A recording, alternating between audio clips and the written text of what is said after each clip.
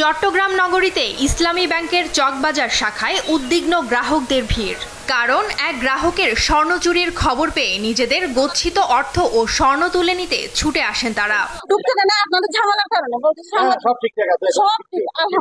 আমি যখন বেরোচ্ছিলাম তখন শুনেছি আমার নিজের কাছেই মনে হচ্ছে যেন আমার আসলে টাকা যেগুলো আমার এখানে আছে সেগুলো সেফ কিনা।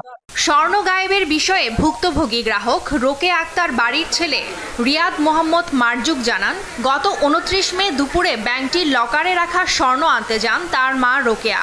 এ সময় ব্যাংক কর্মকর্তাকে সাথে নিয়ে লকারটি খোলা অবস্থায় দেখতে পান তিনি।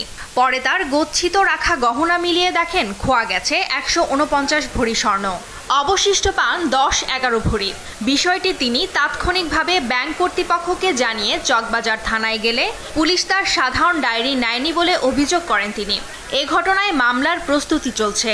আমার লকারে একটা চাবি ঝুলতেছিল, জানতে আপনি প্রয়োজন করে এখানে কি লকারে কি ঠিক আছে কিনা জিনিসপত্র উনি খুলে দেখে যে 10-11 ভরি স্বর্ণালঙ্কার পরে আছে, বাকি প্রায় 150 ভরি স্বর্ণ গায়েব হয়ে গেছে।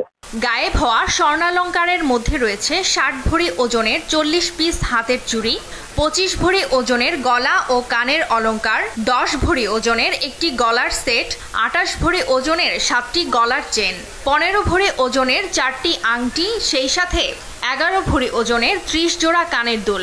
খোয়া যাওয়া স্বর্ণের দাম প্রায় 1.5 কোটি টাকা।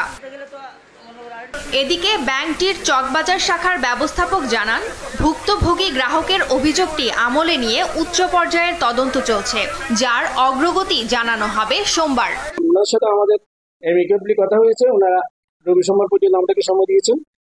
আমরা আমাদের দিক থেকে আমাদের ইন্টারনাল যে তদন্ত কাজটার ফাইন্ডিংস ওনাদেরকে জানাবো। বাংলাদেশ ব্যাংকের নিয়ম অনুযায়ী একজন গ্রাহকের লকারে রাখা জিনিসপত্রের কোনো রেকর্ড ব্যাংক রাখে না বলেও জানান এই কর্মকর্তা।